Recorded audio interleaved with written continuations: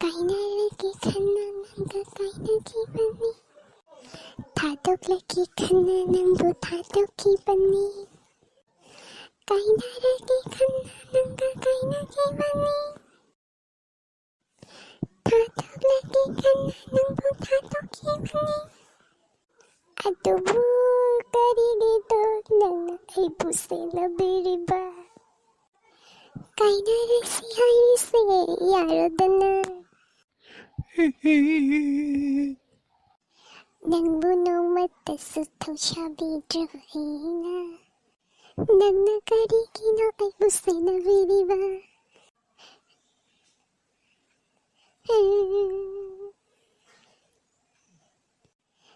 Nangbunog si bikidrohina. Nagnatakay bunog si bikibani.